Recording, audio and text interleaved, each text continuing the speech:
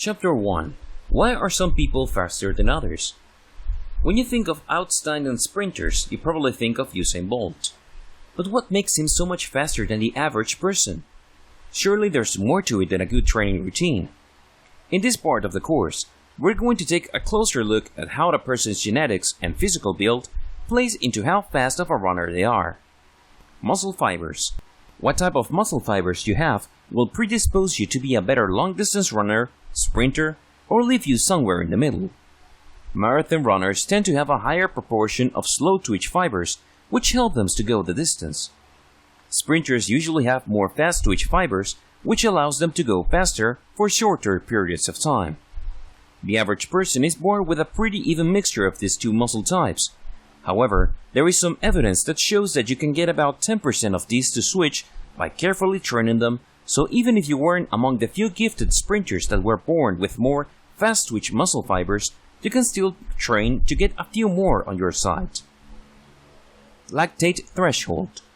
This refers to how much lactate you can take before you have to slow down.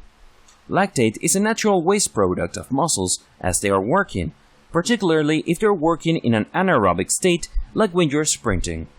A higher threshold means being able to run faster and that you'll be able to maintain that faster speed for longer, which is especially important when you are running at full speed.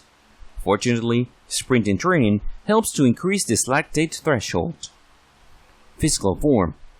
This has a little less to do with genetics and more to do with your overall physical state.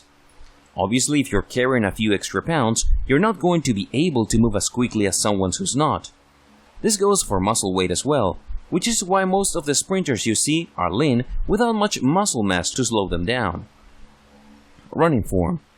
Important points in your overall form include how your foot hits the pavement, how long your strides are, and how clean your gait is.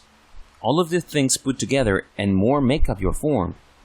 As you perfect your form through repeated exercises, you will become a better, faster, and more efficient sprinter. While some people naturally have a better form, it can be gained through practice. VO2 max. This is something that many middle and long-distance runners are concerned with. It measures the maximum, max, volume, V, of oxygen, O2, that your body can process during exercise. However, because sprinting doesn't use oxygen for fueling your muscles, this is not something that matters as much to sprinters compared to other runners. We mention it here only because it is something commonly discussed among runners, even though it doesn't really apply to sprinters. Even though you may not have the genes to beat Usain Bolt at the next Olympics, you can work to improve all these things to make you a better sprinter overall.